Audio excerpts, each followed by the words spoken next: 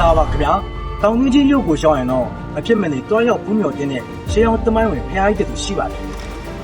အဲ့ဒီဖျားကြီးကတော့တောင်တွင်းကြီးမြို့ရဲ့ရှေးအောင်တမိုင်းဝင်ရွှေမော်တော်ဖျားကြီးပဲဖြစ်ပါတယ်ထေဝါတင့်တယ်ဆိုတာတည်ထားတဲ့ဖျားကြီးကိုကျွန်တော်နဲ့အတူတူတွားရောက်ဖူးမြော်နိုင်ဖို့ဖိတ်ခေါ်ပါတယ်ခင်ဗျာ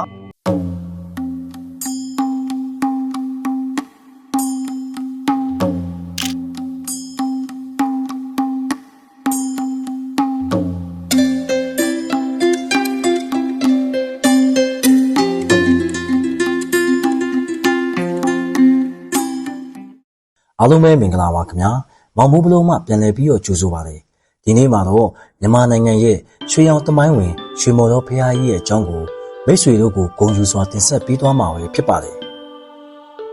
ဒီနေရာမှာရွှေမော်တော်ဖျားကြီးလို့ကျွန်တော်ပြောလိုက်တာနဲ့ပဲခူးရက်မှာတည်ရှိနေတဲ့မြန်မာနိုင်ငံရဲ့ရန်တော်အမြင့်ဆုံးဈေးတော်ကြီးကိုအရင်ပြေးမြင်လိုက်ကြမယ်လို့ထင်ပါတယ်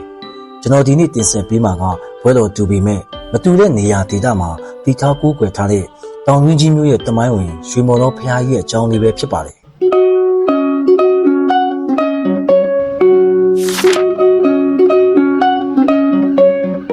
ထူးခြားချက်ကတော့ဒီလိုတင်ဆက်ပေးမယ့်နေရာလေးနဲ့ဇေဒီတော်နှစ်မျိုးလုံးမှာအမွှာနာမည်တွေရှိနေတာပဲဖြစ်ပါတယ်။ရွှေမော်တော်ဖျားကြီးဆိုရင်လည်းပဲခူးမြို့မှာတစုတည်ရှိနေတယ်လို့တောင်တွင်းမြို့ဟာဆိုရင်လည်းအထက်ချင်းတွင်းမှာနေရာတစ်ခုထပ်ရှိနေတာပဲဖြစ်ပါတယ်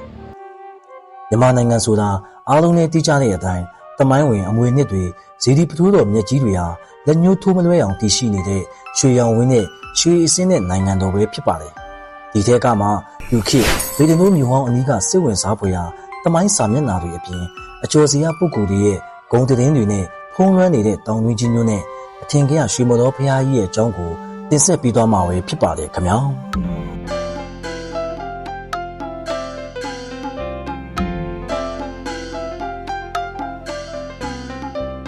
ပထမဆုံးအနေနဲ့ကျွန်တော်တင်ဆက်ပေးချင်တာကတော့တောင်တွင်းကြီးမြို့တမိုင်းပဲဖြစ်ပါတယ်။စိတ်ဝင်စားဖို့ကောင်းတာကတော့တောင်တွင်းကြီးကလည်းပထမတောင်တွင်းကြီးဒုတိယတောင်တွင်းကြီးတတိယတောင်တွင်းကြီးဆိုပြီး30တိုင်အောင်တည်ရှိနေတာပဲဖြစ်ပါတယ်။မြမထင်ရှားတဲ့ဒဏ္ဍာရီတမိုင်းကြောင်းများစွာဇေဒီပထိုးကျမ်းကန်နဲ့ကြောက်စာတိုင်းတွေများစွာတည်ရှိနေတဲ့မြို့လည်းဖြစ်ပါတယ်။တမိုင်းဆိုတာကတော့အားလုံးလည်းသိကြတဲ့အတိုင်းမူကွဲများစွာရှိတာမို့ကျွန်တော်ကြားဘူးကြတဲ့တောင်တွင်းကြီးမြို့တမိုင်းကိုလည်းအရင်ဗီဒီယိုဒီမှာကျွန်တော်တင်ဆက်ပေးခဲ့ပူပါတယ်။အခုတစ်ခါမှာတော့ကျွန်တော်ကရွှေမော်တော်ဖျားကြီးရဲ့တမိုင်းအကြောင်းကိုတင်ဆက်ပေးချင်ပါတယ်ခင်ဗျာ။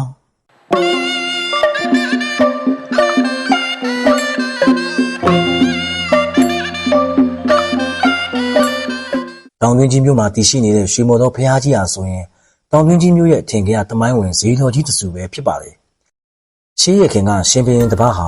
ခရီးလမ်းတစ်ခုကြွများလာရင်းနဲ့ချမ်းလူမျိုးတို့အုံလုံးတဲ့ရွာမှာကိတ္တခဏနားနေခဲ့စဉ်ရွာမီကိုမေးမြန်းခဲ့ပါတယ်။ရှမ်းဘာသာအရအိုးကိုမောလို့ခေါ်တွင်ပြီးတော့ရွာဟာမောတော်ရွာဖြစ်တယ်လို့သိရပါတယ်။ရှင်ဘုရင်ဟာဒီမောတော်ရွာအရက်မှာကိတ္တနားနေခဲ့ပေမဲ့တာယာပြီးအေးချမ်းတဲ့အရက်ဖြစ်တာမို့ဖျားတီထားကူးကွယ်ခြင်းနဲ့စိတ်တရားဖြစ်ပေါ်ခဲ့တာကြောင့်တမိုင်းဝင်မဲ့ဖျားကြီးကိုတီထားကူးကွယ်ခဲ့ပါတယ်။မောတော်ရွာရက်မှာတီထားကူးကွယ်ခြင်းဖြစ်တာကြောင့်ဖျားကြီးကိုရွှေမော်တော်ဖျားကြီးရဲ့လို့အစာပြုခေါ်တွင်ခဲ့ကြရမှာရွှေမော်တော်ဖျားကြီးဖြစ်လာတယ်လို့ကြားသိရပါတယ်။တမိုင်းအစဉ်လာမရိုင်းနဲ့အထင်ကရနေရာတွေများစွာတွေကတမိုင်းအမွေနှစ်တွေစုဝေးနေတဲ့တောင်တွင်းကြီးမျိုးရဲ့ရှေးအောင်တမိုင်းဝင်ရွှေမော်တော်ဈေးတော်ကြီးကိုလည်းအလဲတစ်ခေါက်ရောက်အောင်တွားကြဖို့တိုက်တွန်းပြောကြားလိုပါတယ်။တောင်တွင်းကြီးမျိုးကိုရောက်ဖြစ်ခဲ့ရင်လည်း10မိုင်ပဲဝေးတဲ့ပန်တော်ပေတင်တို့မြို့ဟောင်းကိုလည်းရောက်အောင်တွားလည်လိုက်ပါအောင်ခင်ဗျာ။ရာဇဝင်နဲ့လက်တွေ့ရဲ့ကြားထဲမှာဘေးခွန်းထုတ်စရာတွေစိတ်ဝင်စားဖွယ်ရာတွေဗဟုသုတရစရာတွေအတွေ့အကြုံတစ်တွေအငင်းပွားဖွယ်ရာတွေစတဲ့ရတဖြားဖြားကိုပေးစွမ်းနိုင်တဲ့အကြောင်းအရာတွေကိုရှာဖွေတင်ဆက်ပေးသွားမှာဖြစ်တာမို့ကျွန်တော်ရဲ့ channel လေးကိုလည်း like and subscribe လေးလုပ်ထားဖို့မမေ့ပါနဲ့ခင်ဗျာ။ကဲနောက်တစ်ဖက်နောက်ဗီဒီယိုဒီမှာပြန်လည်ဆုံတွေ့ကြပါမယ်။ကြည့်ရှုအားပေးသူအားလုံးကိုလည်းကျေးဇူးတူးတင်ပါတယ်ခင်ဗျာ။